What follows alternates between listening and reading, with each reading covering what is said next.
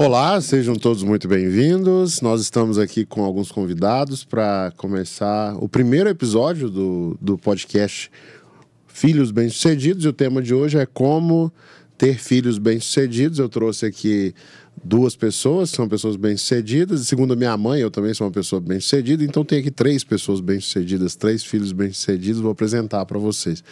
Nosso primeiro convidado é o professor Murilo. O professor Murilo, daqui a pouco ele vai contar a história dele. Seja muito bem-vindo, professor Murilo. Muito obrigado, Bruno.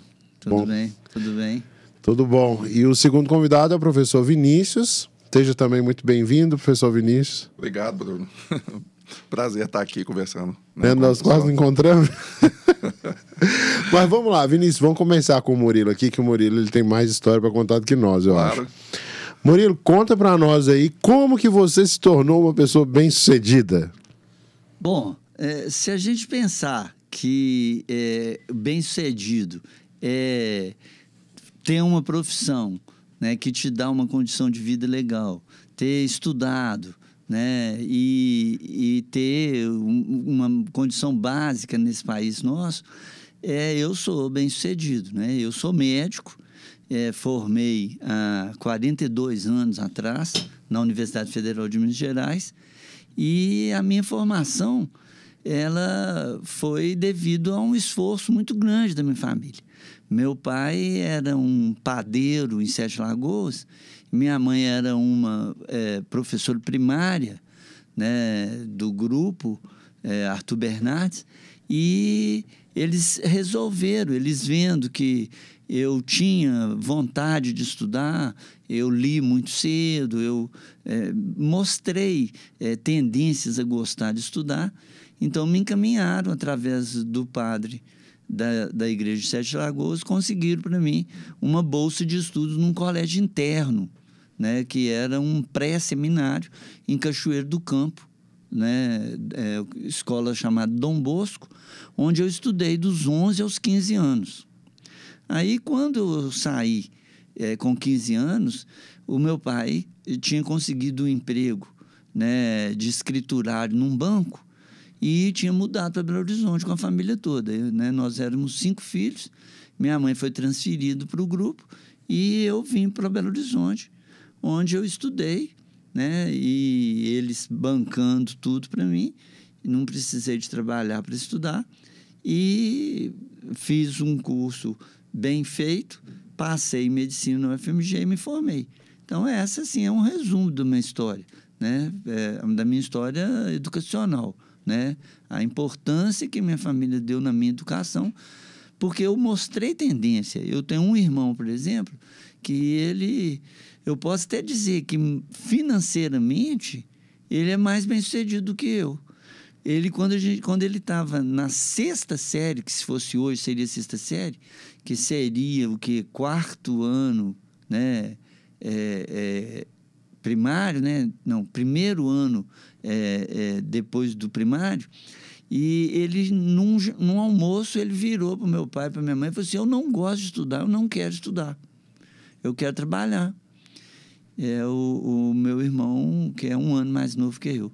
E aí montou loja de aviamentos, depois montou loja de roupa de mulher, junto com aviamentos e tudo. Hoje ele tem umas 4 lojas, uns 30 funcionários e é uma pessoa bem-sucedida, sem não ter estudado. Mas não é o normal. Os outros preferiram seguir o caminho da minha mãe e foram ser professores primários. Então, nós todos lá somos professores, menos esse que é comerciante. E eu fui médico, como eu diferenciava deles por gostar da escola, né? Naquela época era muito comum a gente não gostar da escola. A escola era muito rígida, né? E os professores muito rígidos. E eu gostava muito. E investiram em mim e eu me tornei uma pessoa bem-sucedida. Sou um médico bem-sucedido, fiz 3 residências, né, traumatologia, cirurgia de urgência, medicina legal, né, na Polícia Civil, de abrir cadáver, e cirurgia de pulmão no Hospital Júlio Kubitschek. Então, eu tenho 3 residências E ganhei muito legal, tive uma vida muito boa. Hoje eu sou professor de biologia, que eu já sou professor de biologia há muitos anos, e sou aposentado da medicina. Eu aposentei dos meus 3 vínculos. Mas eu me considero uma pessoa bem-sucedida. Mas você estava trabalhando até agora, ano passado, esse ano, não sei se você ainda estava exercendo a medicina. Até acontecer a epidemia. Quando teve a epidemia de Covid, como eu tenho 70 anos, eu não posso trabalhar na UPA. Eu era professor de UPA. Eu dava aula para os alunos do último período na UPA. Então, as 2 faculdades que eu dava aula, e que eu sou professor, né, de 2 faculdades, eu dava aula na UPA. Eu ensinava o menino o atendimento de urgência na UPA. Com a Covid, eu fui para casa. E essa minha ida, eu não quis voltar.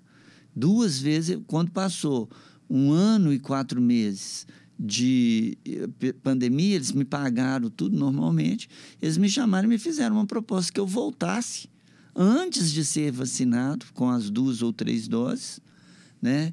E antes dos alunos serem vacinados. Não dá, não. Aí eu me recusei a voltar, então eles fizeram o meu desligamento por recusar voltar, né? Recebi meu fundo de garantia todo e a promessa de que assim que todo mundo tiver vacinado, se eu me interessar, eu tenho o meu lugar para voltar. Porque eu fui professor de uma faculdade durante 15 anos e da outra durante 11 anos. Desde a fundação das 2, eu fui o primeiro professor, né, da urgência e da anatomia patológica. Então, existe essa promessa de eu voltar se eu quiser, mas eu tive que sair por causa da pandemia. Eu não ia para a UPA atender Covid com 70 anos, cheio de aluno não vacinado. Eu me recusei. Não, isso é normal.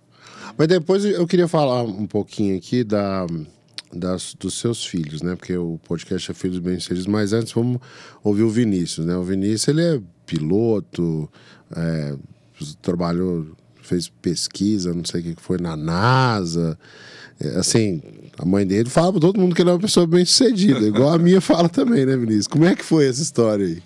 Então, eu sou filho da escola pública, né? Eu estudei escola pública a vida inteira, até terminar, né, o Fundamental 1, eu estudava em colégio estadual, e aí depois eu fiz a prova para o colégio militar. E estudei o ensino fundamental 2 e o ensino médio no colégio militar. E eu tinha muita vontade de ser piloto, né? Meu sonho era ser piloto. Mas acabou que eu tinha problema de vista, eu tinha miopia e eu não tinha como fazer a prova da AFA para poder ser aprovado como piloto. E aí eu fui e decidi que eu queria fazer engenharia aeronáutica, né? Já que eu não podia, né, pilotar os aviões, pelo menos eu queria participar da construção deles, né? Então, eu comecei a me esforçar e fui fazer, né, um ensino médio voltado para aprovação no ITA. E lá fui, né? Quando eu passei no ITA, né? Meus pais ficaram muito felizes, né? A família toda ficou muito, né, excitada com a ideia, né, de ter um filho no ITA, entendeu? E a minha mãe sempre, né, dizia que eu era estudioso, que eu era dedicado, né? E também que eu era um bom filho, né? Mas eu acho que a história de um filho bem-sucedido, eu acho que ela começa até depois do ITA, né? Eu acho que ela começa muito mais no momento em que eu vou para o mercado de trabalho e começo a buscar oportunidades, né, que estão relacionadas ao meu crescimento e ao crescimento dos outros, né? E foi aí que eu encontrei a educação, né? Como Murilo, eu também acabei na sala de aula e a sala de aula foi muito transformadora para mim, né? Foi na sala de aula que eu consegui ter a oportunidade de ter contato com os jovens, entender um pouquinho, né, mais da cabeça do adolescente e mostrar para eles qual que é o caminho que eles devem seguir para poder chegar à conclusão de que o ensino, o aprendizado, o conhecimento empodera. Então, e aí, nesse momento em que eu vou, né, trilhando isso, né, e você fez parte dessa sala de aula? Eu já fui aluno do Vinícius, não sabia? Não sabia, não. Eu fui aluno dele em 2001. 2001. Você deu aula lá no cursinho, né? 2001. Dava aula de física, eu lembro.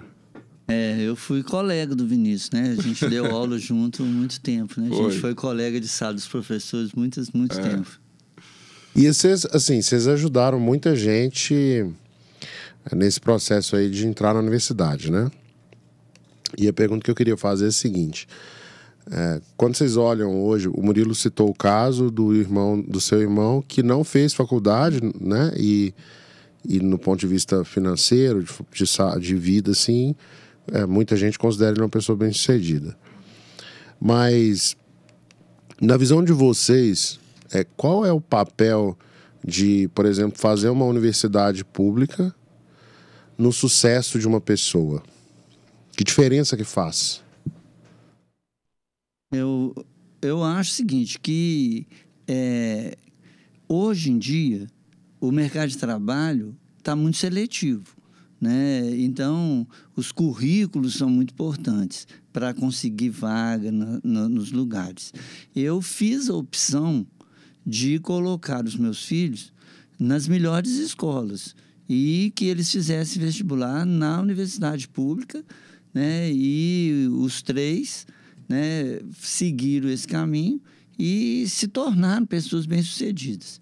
Eu não acho que só o estudo leva ao sucesso, mas eu acho que o estudo é o caminho mais simples e mais natural para você chegar a ser uma pessoa bem-sucedida, né? Pelo tipo de sociedade que a gente vive, pela valorização que se dá a isso, né? Eu, no tempo que o Vinícius falou que foi da escola pública, eu também fiz. Quando eu saí do colégio interno, eu vim para o Colégio Estadual Central. Eu fiz o 2º grau, né, no colégio estadual.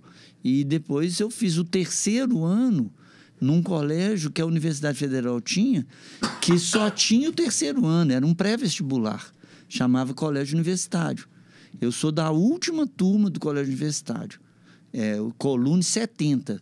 Em 1970, esse colégio fechou, né, porque o governo militar achou que a universidade não podia manter um curso em que os professores faziam as provas vestibular, né, dentro da universidade. Hoje, a face, lá na Pampulha, é onde era o colégio universitário, de lado do colégio militar, ali na subida, a primeira entrada que você tem, logo à direita você chega, onde era o colégio universitário.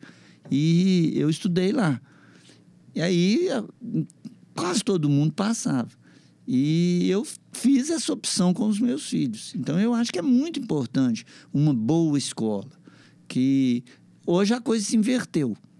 Hoje a boa escola não é a escola pública mais. Hoje a boa escola são as escolas particulares, que investem muito mais. Mas no meu tempo, o bom era o colégio municipal, era o colégio estadual, né? Esses eram os colégios que tinham concursos dificílimos para passar, né? Porque era onde estavam os melhores professores e onde o ensino era muito melhor, né? Então, acho que mudou um pouco. Meus filhos estudaram todos em escolas particulares e em universidade pública, né? Os 3. Seus filhos estudaram todos em escola, ensino médio, em escola particular? Desde a escolinha, desde pré-escola, Fundamental 1, Fundamental 2, ensino médio, tudo em escola particular. Você tem quantos filhos? 3 filhos, 2 meninas e um menino. E eles hoje fazem o quê? A mais velha, que tem 36 anos, ela fez 2 universidades. Ela fez jornalismo e marketing e fez direito.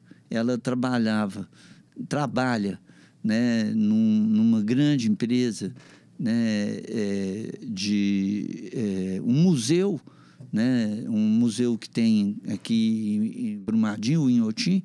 Ela era diretora de marketing.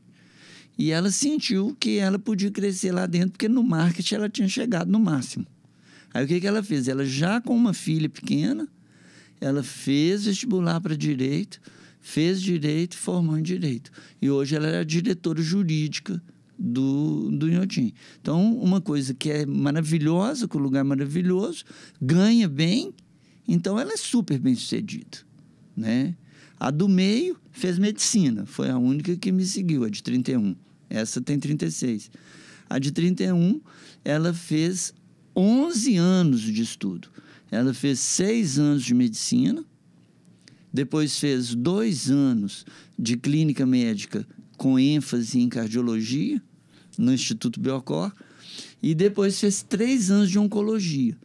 Hoje ela é oncologista. Então, olha, ela, para mim, é a mais bem-sucedida de todos. Ela trabalha segunda, terça, quarta, como oncologista de uma cidade interior aqui perto. Ela é a única oncologista da cidade, a Santa Casa contratou.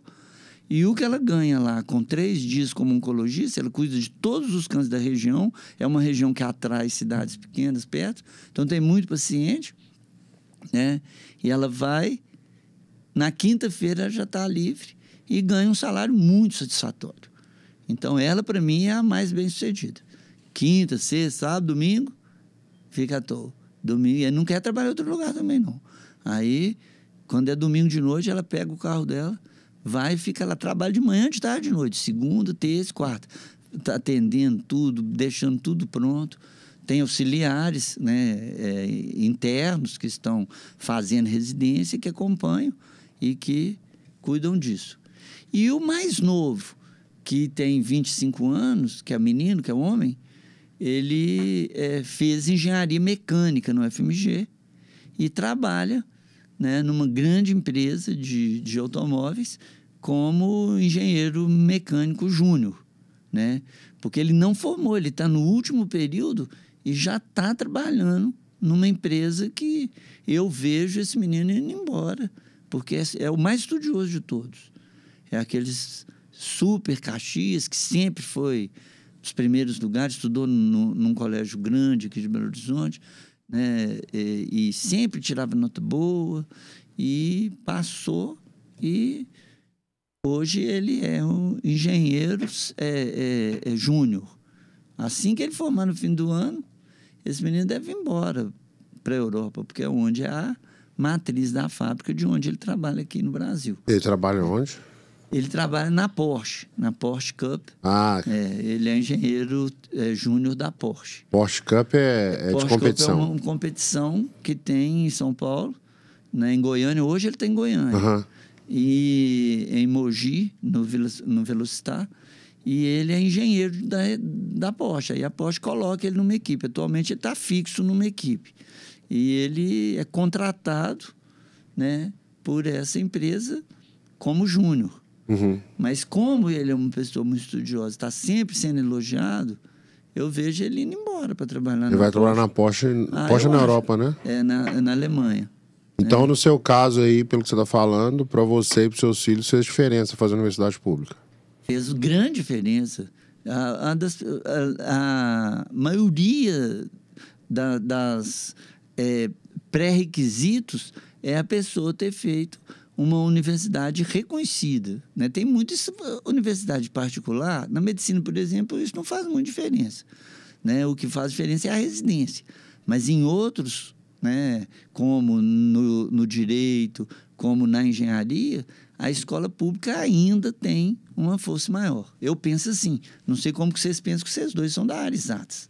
Né? O que você acha, Vinícius? Faz diferença fazer universidade pública? Eu acho que faz muita diferença. Na verdade, a universidade pública abre muitas portas, ela traz oportunidades que a universidade particular não tem.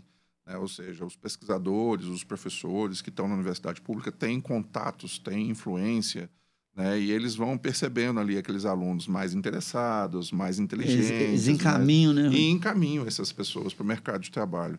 Então, esse vínculo que a universidade pública tem com os institutos de pesquisa, com o mercado de trabalho, essa rede é muito mais capilarizada, né, do que as universidades particulares conseguem, entendeu? Então, e quer queira, quer não, as melhores oportunidades de trabalho acontecem na universidade pública. Então, os profissionais melhor qualificados querem ir para a universidade pública.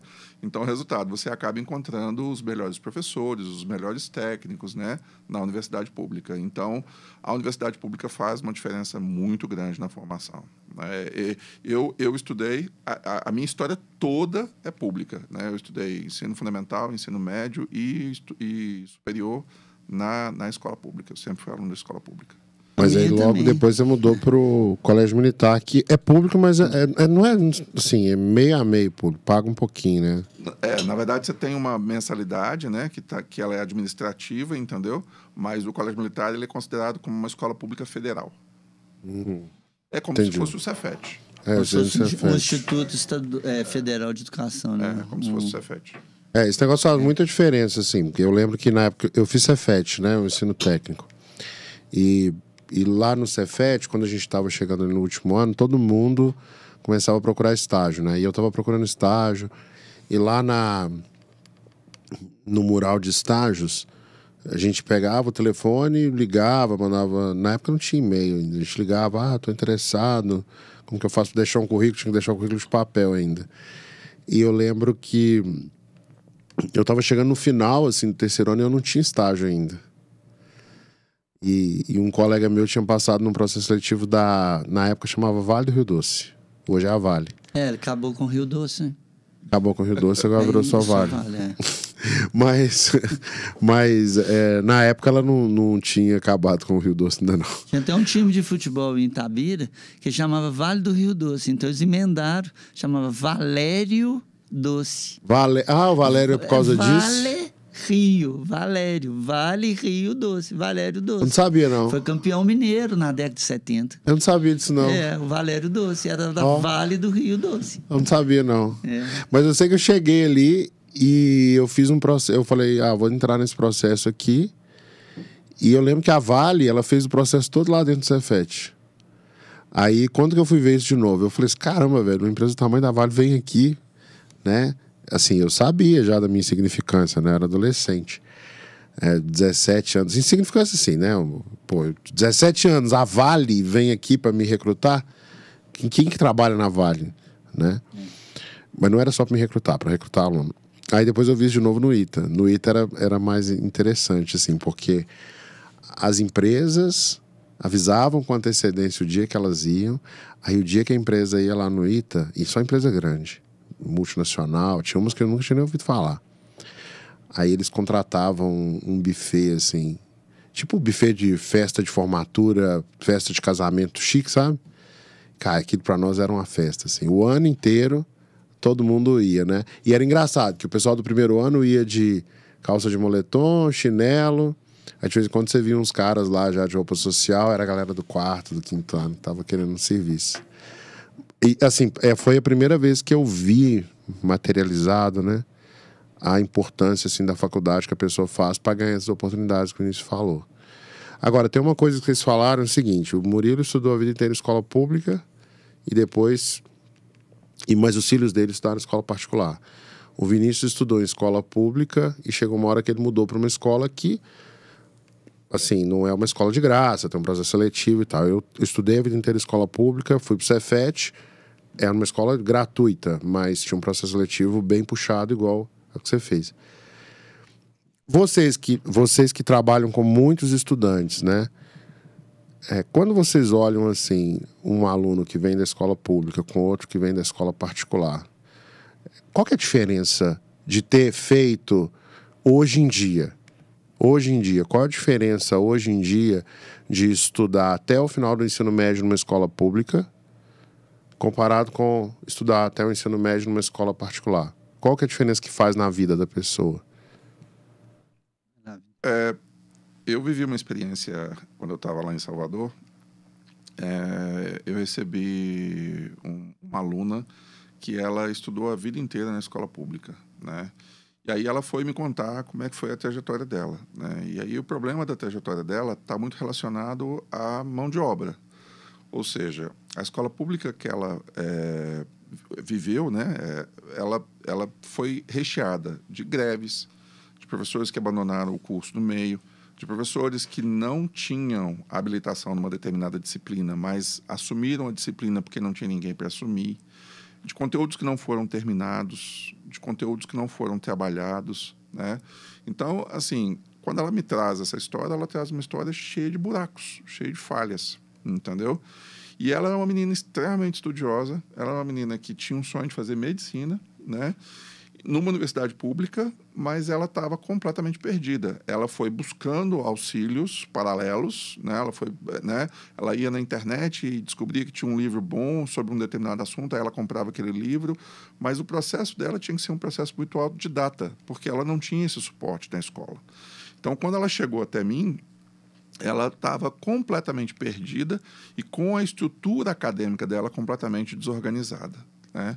Então, o que ela queria? Ela queria, né, colocar essa estrutura toda em ordem, né, dedicar o tanto que ela estava interessada, que ela queria dedicar, para que ela pudesse fazer um vestibular e ser aprovada numa universidade pública. Essa menina estudou 1 ano, incansavelmente, assim, ela morava na periferia de Salvador, ela pegava 2 ônibus para poder chegar na escola, ela vendia brigadeiro para poder, né, pagar o transporte dela, pagar a alimentação, entendeu? Como ela tinha notas muito boas, ela acabou conseguindo uma bolsa de estudos na escola, né? Então ela não pagava para estudar. Mas na escola que você trabalhava? Na escola que eu trabalhava.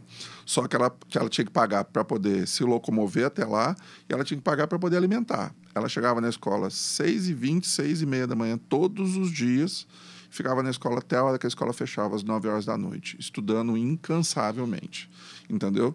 Era super dedicada, ela ia em todos os plantões tirar dúvida, fazia todos os simulados, assistia a aula, fazia lista de exercícios e tudo mais, não sei o quê, e foi aprovada em medicina na UNEB, que é a estadual da Bahia, né, que era o sonho dela.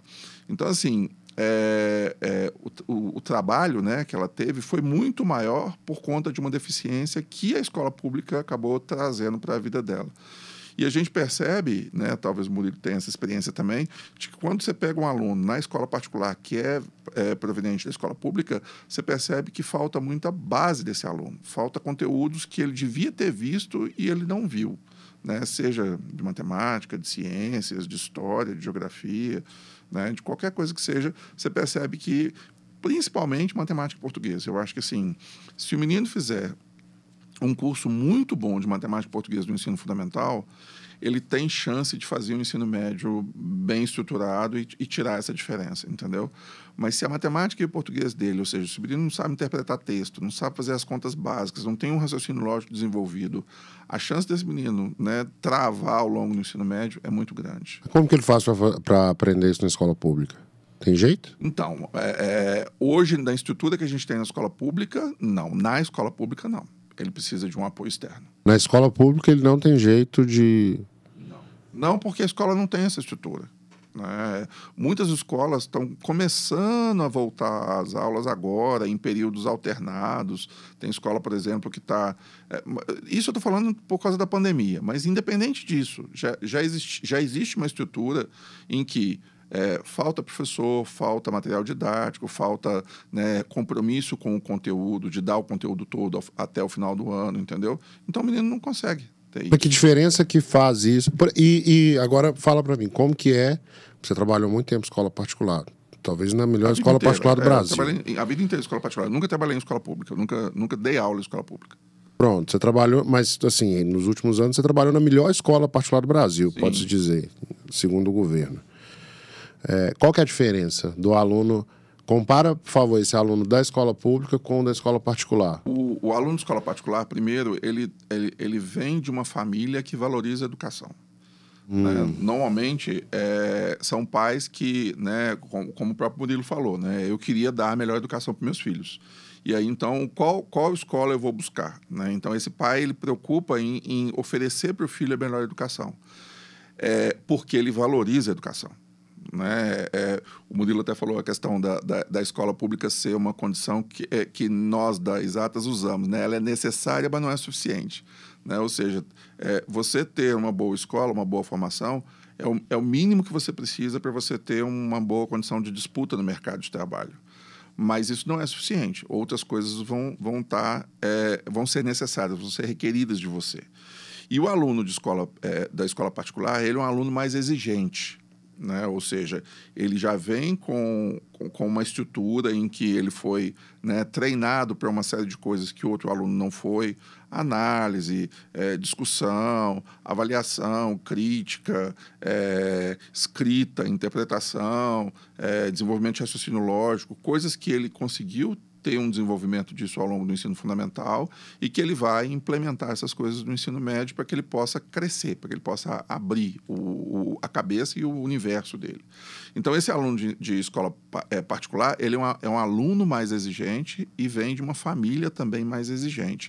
E aí, como consequência disso, você precisa de professores qualificados para isso, né? Então, você precisa de professores que estão antenados nas mudanças de mercado, que têm um domínio de conteúdo. É o mínimo, né? O professor, para entrar na sala de aula, o mínimo que ele tem que ter é domínio de conteúdo. Domínio de conteúdo é saber a matéria que ele está ensinando. Saber a matéria que ele está ensinando. Entendeu? E a gente sabe que em muitas situações isso não acontece, né? Na escola pública nem sempre isso acontece. Pois é, muitas vezes eu conheço pessoas, por exemplo, que trabalham em escola pública que estão formadas em biologia dando aula de geografia. Não dá. Eu acho que a gente tem que lembrar que a escola pública, nos últimos anos, há um tempo, né, bastante longo, o professor deixou de ter o compromisso com o ensinar. Ele pensa assim: eu sou concursado e tenho a minha estabilidade. Ele falta muito, ele não cumpre o conteúdo, ele não encanta o aluno, ele acha que o aluno é inimigo, porque é muito difícil trabalhar na escola pública com os alunos que estão na escola pública obrigados pela mãe, pelo pai, muitas vezes. Às vezes, as escolas públicas colocadas em ambientes de alto risco, de periculosidade mesmo, que o medo do seu carro ser roubado ali no estacionamento da escola. A escola pública ela desintegrou de tal maneira nos últimos anos que é impossível a gente fazer uma comparação com a escola particular, onde o professor tem um salário e o professor, se ele não cumprir os objetivos, que é a coordenação, ele é mandado embora. Então, ele tenta dar o máximo dele. Ele quer ser o melhor, ele quer ensinar. Na escola pública, não. Eu quero cumprir o meu horário. E se os alunos estão fazendo barulho, vocês estão conversando muito, eu não vou dar aula mais, não. Vai passar dos professores e ficar lá sentado. Quantas vezes isso acontece? E as faltas? A quantidade de falta na escola pública que ninguém... E acaba recebendo um salário normal. Não fui porque estava passando mal, mas não tem atestado. A coisa é feita de uma maneira extremamente não profissional, amadora, as escolas públicas. A gente vê desde o grupo até a chegada na universidade. As universidades públicas já são o contrário. As universidades públicas já são, na maioria, melhores do que as universidades particulares. Algumas universidades particulares estão entrando no mercado pesado, mas a maioria ainda a universidade pública mantém aquilo que o colégio público mantinha.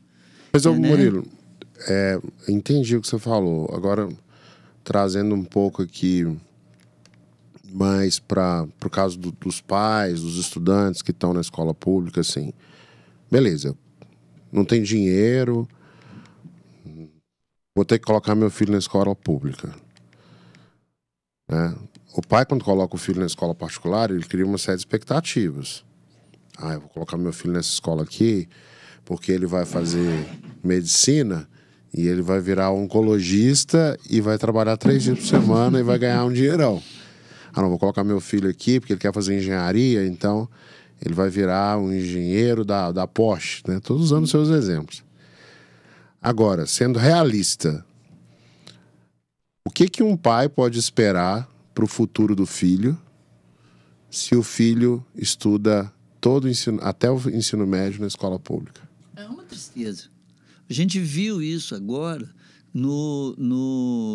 na crise financeira que o país atravessa. O pai chegar em casa, falar para o menino que ele vai ir para a escola pública, isso é uma coisa que desmorona o emocional do pai, da família, da criança. Fala assim: olha, meu filho, eu perdi meu emprego e você vai ter que ir para a escola pública. É uma coisa assim, desmorona a estrutura familiar, porque escola pública tem risco de todos os sentidos, além de ensinar mal, cobrar pouco, ter poucas atividades, Olha o para-casa das escolas públicas, né? Você vê isso nitidamente, porque onde a gente dá aula, a gente pega os alunos da escola pública. As dúvidas do aluno da escola pública são básicas, né? Que o aluno vem, às vezes, uma palavra que todo mundo sabe, aquele aluno da escola pública nunca ouviu falar, né? Eu lembro um aluno meu que a palavra ovo, em biologia, ela é também chamada de zigoto, porque zigose em grego é unir. Como é o espermatozoide mais o óvulo, a união dos dois forma o zigoto, né? Que é a união, né? E eu tive um aluno que veio da escola pública. Esse menino era tão pobre. Olha, isso foi no supletivo Roma, na Rua Curitiba, na década de 70, em frente ao Sinar Palácio. Do Lúcio, que era o dono, subiu uma escada, era num supletivo. E esse menino chegou lá, eu escrevi no quadro, ovo, zigoto. Aí a gente fazia uns testes chamados de aprender fazendo, que a gente dava uma aula teórica e depois a gente dava um teste. Toda aula a gente primeiro dava um teste para o aluno, depois a gente dava a aula e depois a gente dava o mesmo teste no fim da aula.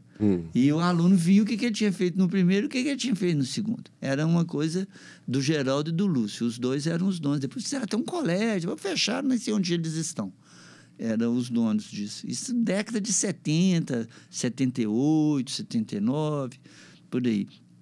Aí esse aluno, ele escreveu ovo ou zigoto tudo junto. Então, o ou emendou com o zigoto. Ovo ou zigoto. Aí eu falei com ele, mas por que você escreveu assim? Ele falou, não, porque todo mundo falou ovo ou zigoto.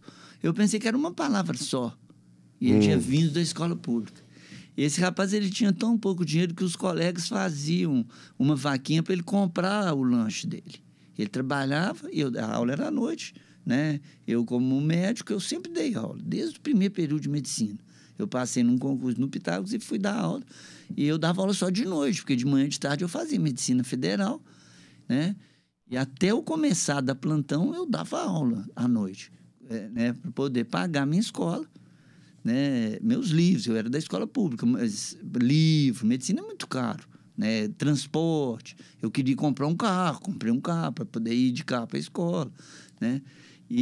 Mas a escola era de graça. Né? De graça não, a gente pagava meio salário mínimo por semestre, né? Que é o FMG era, a gente pagava um salário mínimo por ano.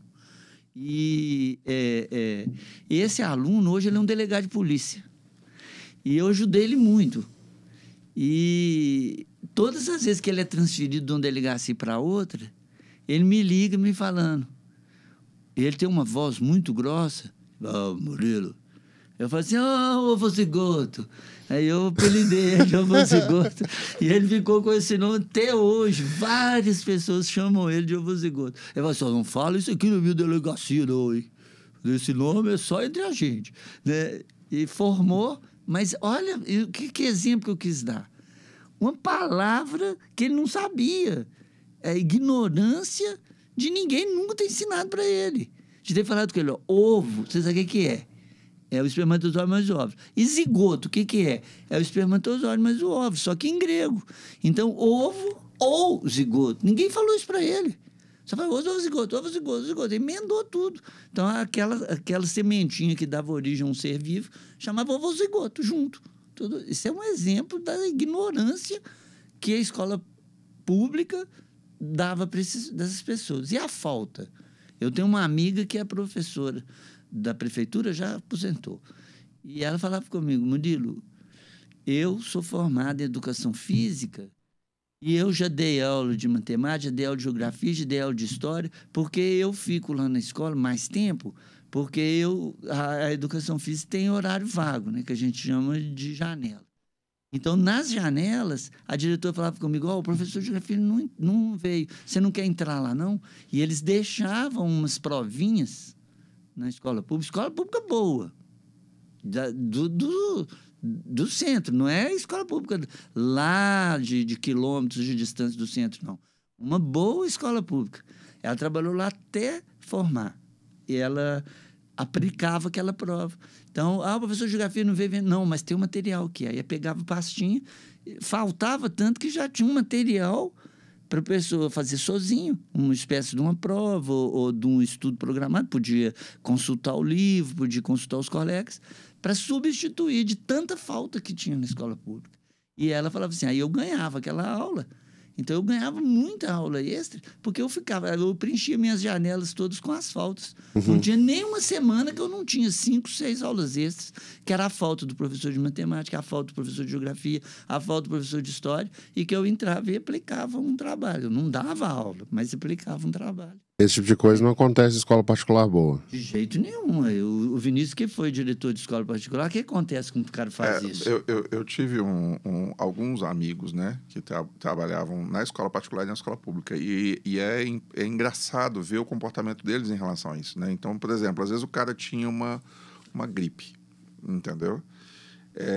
Ele ia gripado para a sala de aula na escola particular, mas ele arrumava um atestado e não dava aula na escola pública.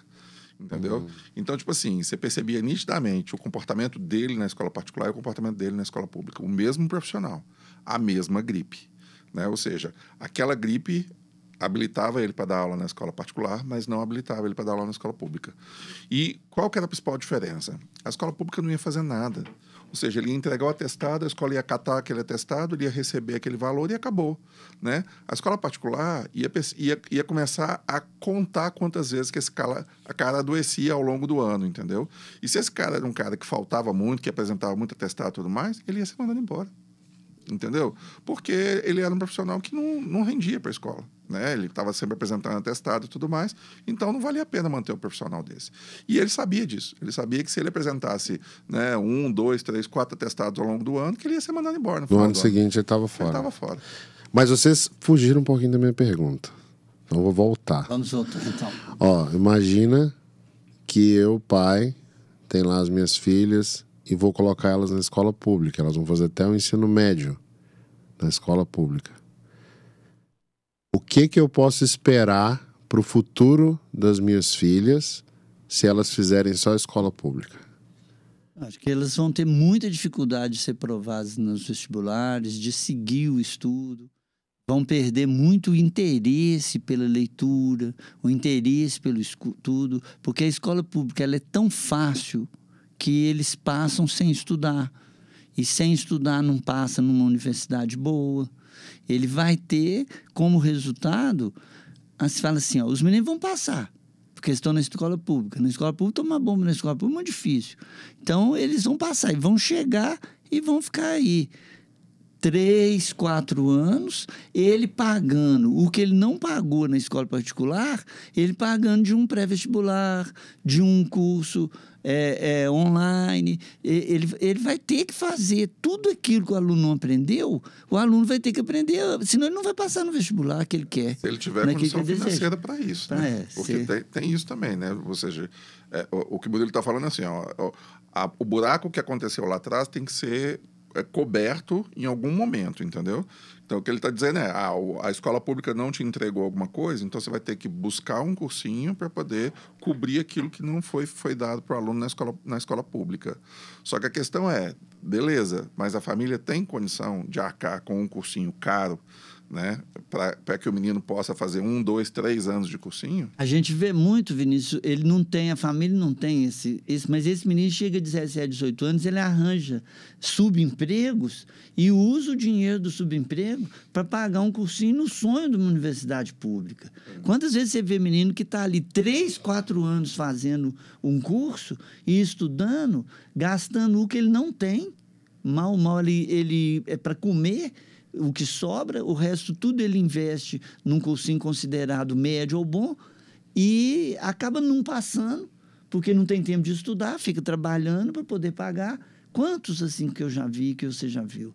Que vai lá num cursinho caro, num cursinho bom, os cursinhos bons que a gente deu aula, os melhores, a gente vê menino lá que trabalha, que vai lá, o menino vai, faz aquilo outro, igual você contou, vende brigadeiro na hora do recreio. Que quantidade de menina lá com aqueles brigadeiros vendendo para quê? Para pagar a condução dela. Porque ela ganhou uma bolsa, porque o pai foi lá e chorou com o dono, e o dono deu um desconto, aí o pai pediu pro chefe dele, o chefe dele paga um pouco, a madrinha paga um pouco, e fica ali muito tempo na tentativa de cobrir esses buracos, cicatrizar as faltas que foi feito na escola pública. Mas isso é uma minoria. É uma minoria. É uma minoria. Mas e quem não faz isso? Não passa. Não passa. E aí, o que acontece com a pessoa? Estamos aí desempregados, 14 milhões de desempregados. E não habilitados a trabalhar em nada. Mão de obra não especializada. Não fez curso de nada. Pega os meninos entre 17 e 24 anos. Quantos mil que tem no Brasil que não tem nenhuma perspectiva de futuro? Milhões, né? Milhões. Eles chamam de... Como é que é? Nem, né? Nem estuda e nem trabalha. Uma coisa assim. Neném. É o neném. Nem estuda, nem trabalha. E a mãe cuida, mora com uma mãe até 30 anos, 35 anos. Né? A mãe tem uma pensão, o pai morreu, ou o pai e a mãe sustenta. Não estuda nem trabalha. Fica lá, fica em casa, assistindo, jogando aqueles jogos. Sonha de ser fera em jogo para ganhar, porque tem uns jogos que dão muito dinheiro. Fica lá jogando. Um dia eu vou ganhar muito dinheiro, porque eu não sei quanto que o cara ganhou de jogar esse jogo que eu jogo. Ou fazendo outra coisa. Ou, pior ainda, vai para onde é fácil de ganhar dinheiro.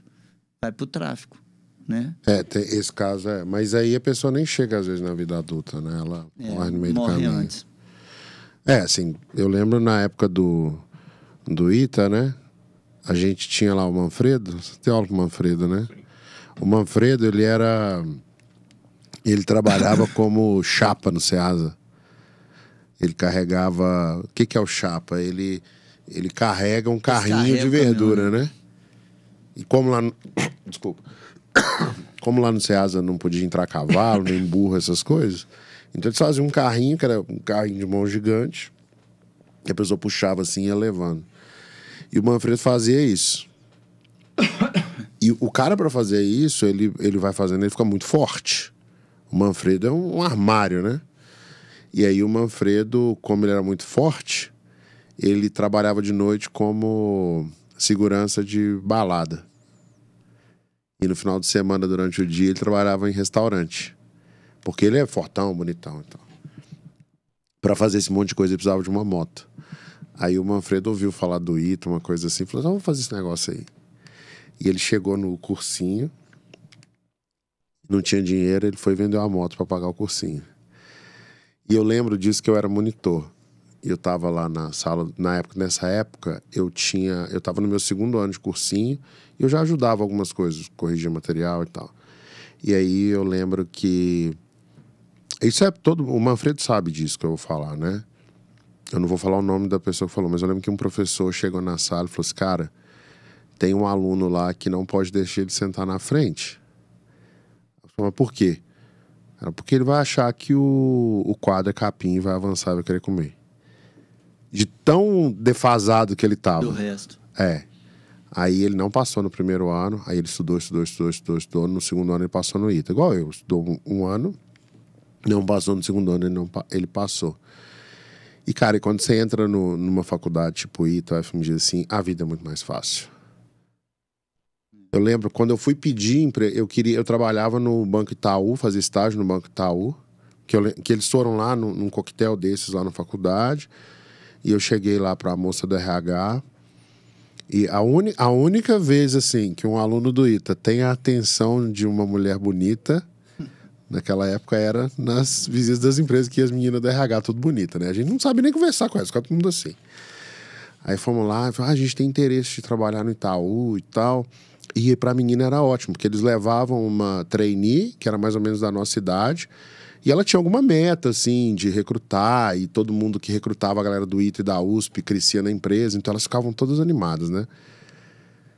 E aí a gente arrumou o estágio, eu fui lá fazer estágio, mas tinha que ir pra São Paulo, eu voltei e eu pensei, cara, eu não quero ficar no Itaú, né?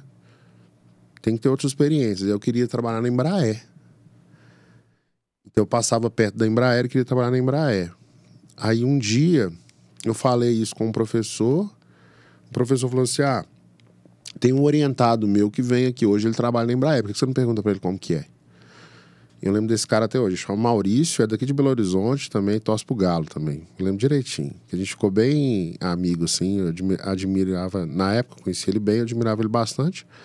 Admiro ainda, porque não deve ter mudado, um cara muito bacana. E eu cheguei pro Maurício e falei assim: cara, eu queria saber como é que é trabalhar na Embraer, tenho vontade de trabalhar lá. Ele falou assim: manda um e-mail pra mim, que eu falo lá com o meu gerente. Eu sei que eu mandei um e-mail pra ele num dia. No outro dia eu já recebi uma resposta com o e-mail para falar com o gerente. Mandei um e-mail pro gerente, o gerente falou assim: não, vem aqui. Aí eu vesti um terno para ir, fui lá. Na outra semana eu tava trabalhando. Na Embraer. Cara, pra você trabalhar na Embraer, não é assim. Tem um processo seletivo, um processo que você tem que fazer um monte de teste, não sei o quê. Não, tem uma vaga de estágio aqui, entra aqui, você começa a trabalhar. E eu sei que eu terminei a faculdade com 3 propostas de emprego. Uma do Itaú, para trabalhar na parte administrativa, financeira, lá em São Paulo. Uma para trabalhar em São Paulo também, mas na parte de engenharia eletrônica do Itaú. E uma para trabalhar na Embraer. E eu nem era o que tinha mais oportunidade. O Manfredo hoje ele é diretor de um banco. Ele tem uma moto. Mas a moto dele deve custar, sei lá, uns 150 mil reais a moto dele, entendeu? Um BMW, das mais evoluídas. E ele fez o quê? 2 anos da vida dele que ele investiu. Eu tenho uma aluna, uma menina, é rápida a história, ela era enfermeira na periferia de Betim. Depois de Betim, ela atendia lá num posto de saúde da prefeitura, como enfermeira. Ela tinha um Uno Mille velho, todo batido. E ela me procurou numa escola que eu tive, né, o Biosfera, e me contou a história dela. Eu dei uma bolsa integral para ela. Ela estudou lá 3 anos para passar em medicina. E passou em medicina na UFES, no Espírito Santo. E Renata. E eu tenho um professor de matemática por aqui, chama Renato também. O Renato falou assim que era a pessoa mais igual o Manfredo, uma pessoa mais assim de força de vontade. Ela chegava 6h30, 6h15 com o carro dela. Ela trocava os plantões para assistir aula. Ela só trabalhava sábado e domingo no posto de saúde, porque ela trocava com as outras. Sábado e domingo ela ficava o sábado inteiro e o domingo inteiro de plantão no posto de saúde para ela vir assistir. E era a última a sair. A escola funcionava de 9 às 5, 9 to 5, e ela chegava assim às 6h30, 7 horas. O porteiro já abria, ela ficava lá, 9 horas começava a aula, a gente tinha almoço lá na escola, e ela saía de lá às 5 horas da tarde, quando a escola ia fechar às 6. E essa menina passou desse jeito. É possível você vir de uma escola pública, toda carente, passar, mas essas exceções viram histórias para a gente contar. De tão raro que é. Um Manfredo, uma Renata, ela mudou a vida da família dela. A família dela morava quase que em favela. Hoje mora tudo aqui. Ela paga, ela é médica. Conheceu um cara lá na UFES que estava fazendo direito, casou com o cara é advogado e ela é médico. Mudou a vida completamente dela, da irmã, da mãe e do pai. Trouxe a mãe e o pai para morar. Hoje mora em apartamento aqui na Zona Sul e tudo. E era uma pessoa que conseguiu esse sucesso com um esforço sobre-humano. Então, eu acho que essas pessoas não são um exemplo, né, do normal. É exceção. É exceção. O normal não gosta de estudar. O aluno de escola pública, ele gosta de feriado. Ele gosta de não ter aula. Porque ele já acostumou com aquilo. Agora, o que o pai tem que fazer? Eu pergunto para os dois, né? O que o pai tem que fazer, assim, se eu tenho lá, tem meu menino de 14 anos e ele não gosta de estudar, o que eu tenho que fazer como pai? Mas depende do que você tem de dinheiro, né? Porque se você tiver um pouquinho de dinheiro, puder fazer um esforço melhor, tem que colocar esse menino da escola pública, deixa ele na escola pública, ele ter o diploma dele. E colocá-lo em aulas de reforço. em locais em que ele vai aprender aquilo que está faltando lá. E hoje em dia você pode fazer esses investimentos de uma maneira bem mais barata do que antigamente. Então, você pode pegar, por exemplo, assim, esse menino, por exemplo, 2 meses ele vai fazer um curso de redação, por exemplo. Então, ele vai fazer aquilo tudo que está faltando para ajudá-lo a passar no vestibular de uma escola pública. Então, o pai tem que fazer isso, fazer um planejamento financeiro para poder investir. Agora, de uma universidade pública, que você diz. Se ele quer passar numa universidade pública. Tá. Agora, se ele quiser passar, tem universidades particulares que são igual à escola pública, né? Não, porque você falou escola pública, fica parecendo que Não, é universidade pública.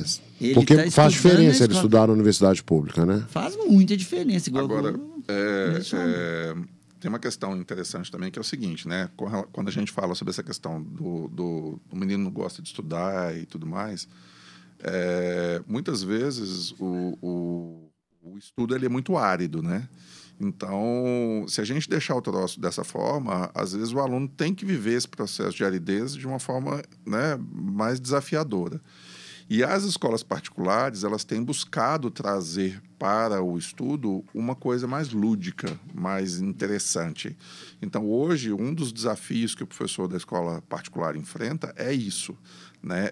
É trazer para a sala de aula o lúdico, o interessante, o curioso, para poder despertar nesse menino menos interessado a vontade de aprender. Tá, mas assim, imagina que eu tenho um filho lá desinteressado. Entendeu? Porque eu entendo isso que você está falando, Vinícius. Se a gente faz... Pô, a gente lá no quadro, a gente transformou a plataforma num jogo. Que o menino ganha ponto, ganha isso, ganha aquilo, troca ideia e tal. Para motivar a pessoa a estudar. Só que assim, motivado ou desmotivado, se a pessoa não estudar, ela pode até fazer uma música, né? Motivado ou desmotivado. Se você não estudar, você vai ser um ferrado. Com certeza. Não tem jeito. E às vezes, eu lá com 14 anos, eu não quero estudar. Só que o meu pai, minha mãe sabe, pô, se esse menino não estudar, ele tá ferrado. E aí, o que o pai faz?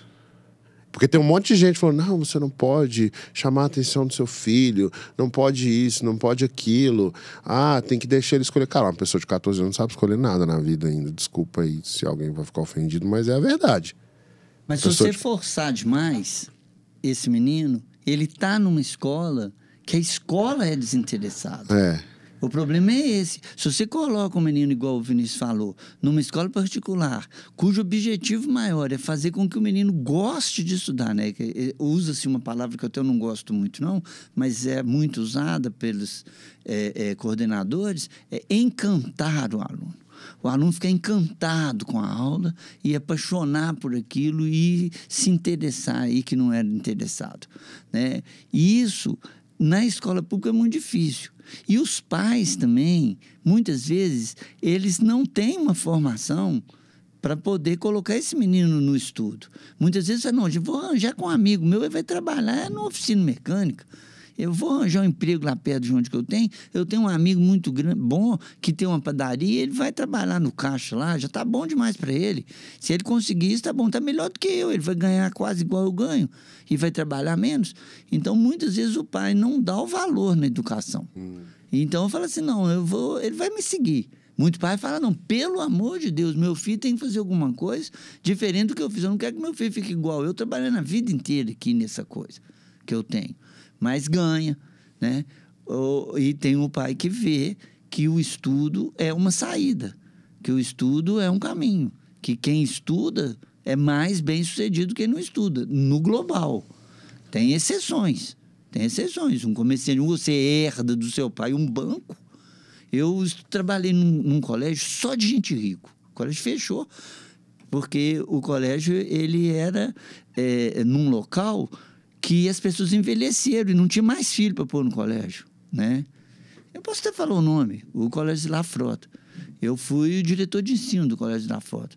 Eu tive aluno lá que eu chamava na minha sala, eu era o diretor de ensino, chamava o menino e falava assim, você não presta atenção em nada, você não faz nada. Olha os seus colegas como é que estão estudando, colégio caro, colégio tudo. Ele falava assim, professor, eu vou herdar do meu pai e fulano, que são os melhores da minha sala, vão trabalhar para mim. Eu vou contratar eles.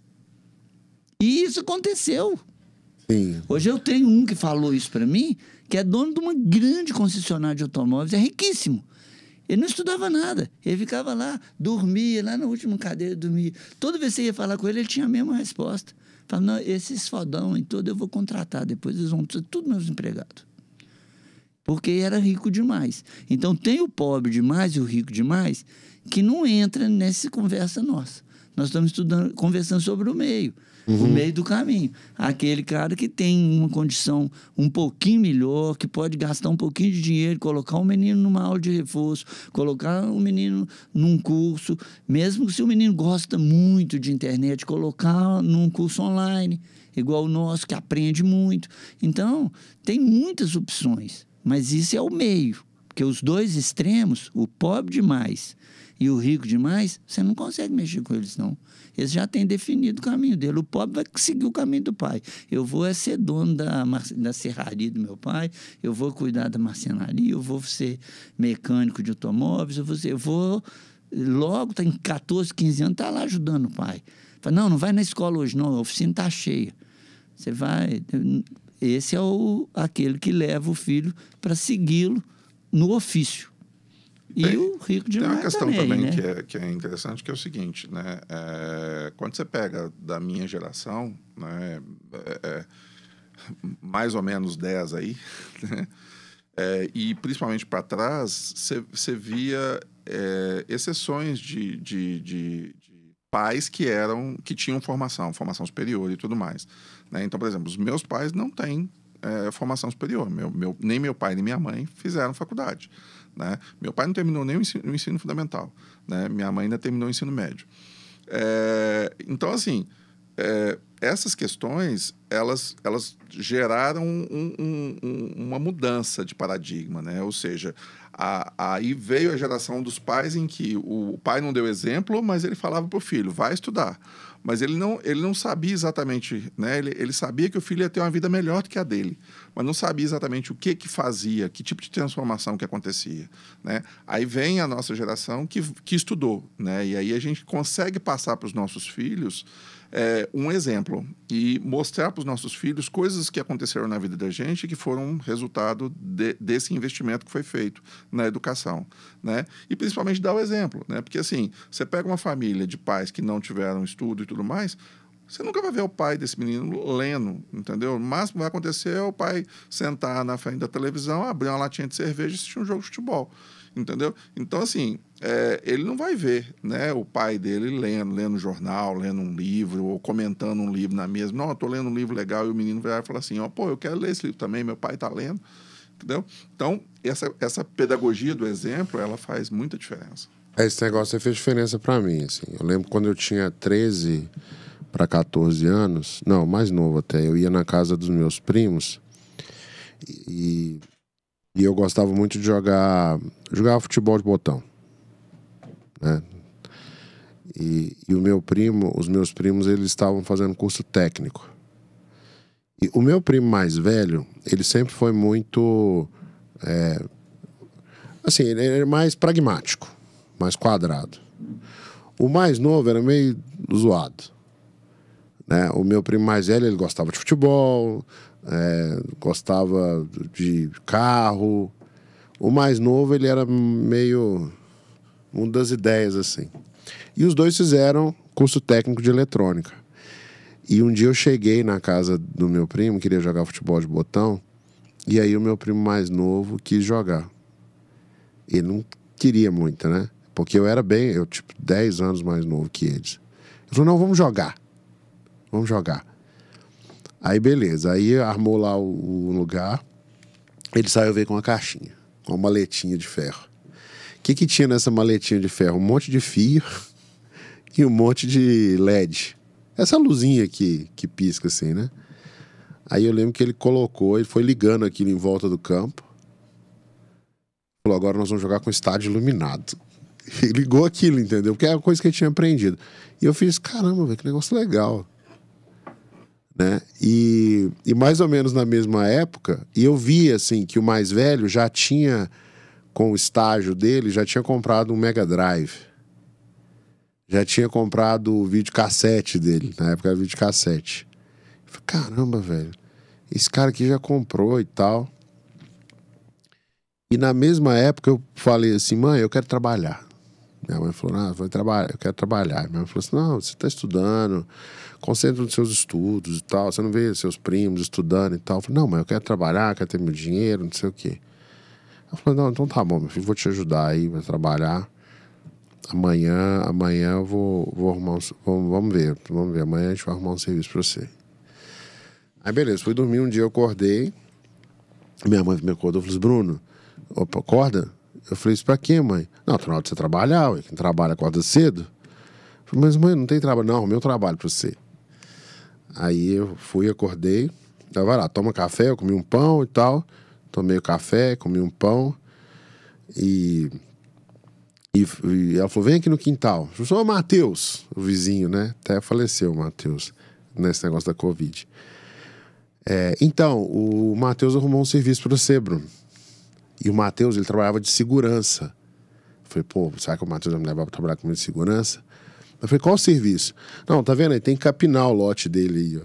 Aí tinha um lote pra capinar. Aí, não, vai te pagar R$20. Tipo assim, pra você capinar o lote. Eu falei, tá bom. Aí nunca mais eu pedi minha mãe pra tomar serviço pra mim. A pá é muito mais pesada que a caneta. Muito mais pesado. Hoje em dia, né? Por exemplo, eu hoje trabalho, se eu quiser, é que eu gosto muito de fazer planejamento e tal, mas se eu quiser, eu trabalho o dia inteiro do celular. Né? Então, assim, é muito mais leve do que uma pá isso aqui. A caneta é muito mais leve do que uma pá. O giz é muito mais leve do que uma pá. Não, esse trabalho duro, quando eu voltei do colégio interno, com 15 anos, eu cheguei aqui em Belo Horizonte e não tinha grana na casa. Né? O dinheiro que ganhava era assim, né? Aí eu fui trabalhar também. Eu fazendo o Colégio Estadual Central de manhã e de tarde eu trabalhava na Minas Diesel, que era uma empresa de vender caminhão, na Avenida Antônio Carlos, esquina com Rua Formiga. Eu trabalhava como arquivista de parafuso. Então, parafuso de caminhão. O cara chegava lá com o parafuso, mostrava o parafuso assim, o vendedor, chegava lá e falava assim, Murilinho, que eu era um menino de 15 anos, Murilinho, esse parafuso é qual? Eu falava assim, L1614-122, está ali na terceira caixinha. Eu pegava, só isso que eu fazia. E era muito mais pesado do que tudo. Você pegar aquelas caixas cheias de parafuso de caminhão e catalogar todos por número. Então, o cara chegava, eu trabalhei 1 ano e pouquinho, porque depois eu comecei a dar aula particular na minha casa. Aí o que eu ganhava na aula particular era muito mais do que eu ganhava na Minas Diesel. Aí também. Eu pedi demissão. Aí eu lembro ainda de seu Cardoso, que era o chefe da loja. E o seu Cardoso falou, não, você arruma, olha como é que está arrumado esse arquivo nosso de parafuso, você não vai sair não. Eu falei, vou sair sim. Aí dava aula de matemática, dava aula de português, para os meninos de fundamental, né? E aí comecei a dar aula na minha casa. Aí 2 meninos pagavam o que lá. Eu ganhava meio salário. Eu tenho carteira profissional de menor, a capa era vermelha, não é azul. Tem carteira profissional do menor, porque o menor podia trabalhar, se ele estudasse num horário, ele podia trabalhar no outro horário, e ganhava meio salário mínimo. Eu ganhava meio salário mínimo da Minas Diesel, e tinha a carteira profissional do menor. Eu guardo ela com o maior carinho. Pouca gente tem carteira profissional de menor. A capa vermelhinha, e com 15 anos. Fiquei 15 até princípio dos 16. Com essa carteira? Com essa carteira, trabalhando lá. Minas Diesel, que hoje virou Minas Máquina, do mesmo grupo, é do Grupo Banco Mercantil do Brasil. Uhum. Pagavam mal demais da conta, gente. Nossa Senhora. Mas aqui, a gente tá meio caminhando pro final. Ô Vinícius, vou pedir pro Vinícius, depois eu vou fazer a mesma pergunta pra você, Murilo. Vinícius, pra gente fechar aqui, o que você recomenda aí para um pai ou uma mãe que tem um filho na faixa dos 14, 13, 15 anos e quer que o filho seja uma pessoa bem-sucedida? O que você recomenda? Eu recomendo que esse pai ele procure, né, uma estrutura que vai dar para esse menino oportunidade de ter acesso à informação, conhecimento, para que esse menino possa se desenvolver, né? Ele possa adquirir as habilidades e competências necessárias para ele poder ter a capacidade de prestar um concurso para a universidade pública e ser aprovado numa universidade pública. Porque é isso que vai dar para ele uma oportunidade, né? Como o próprio Murilo falou, né? Que a aluna que ele teve uma mudança de vida nela e na família dela, né? A universidade pública pode gerar nessa família uma transformação social. Então, a família tem, de alguma forma, de buscar esse caminho para que esse menino tenha o conhecimento suficiente e tenha condição de ser aprovado numa universidade pública para que essa transformação aconteça. E você, Murilo? Eu penso igual. Acho que a gente pensa bem parecido, né? Nossa trajetória é semelhante. A minha é um pouco maior, porque eu sou mais velho que ele, né? Então, a questão da diferença da gente é só tempo de uso, né? Já está mais rodado, né? Mas eu penso igual. Eu acho que procurar, usando as palavras do Vinícius, procurar tapar aqueles buracos que ficaram no ensino público, mal feito. Fazer uma avaliação disso. Logo que esse menino entra num curso, né, e tem várias opções de curso, né, ele entra num curso, ele pode fazer um diagnóstico de onde ele é mais fraco, de onde ele tem mais dificuldade, e procurar repor isso para quando chegar no vestibular da escola pública, ele está pelo menos em condição de igualdade com os outros que estão vindo das escolas particulares. Mas é uma coisa que o pai e a mãe têm que estar interessados.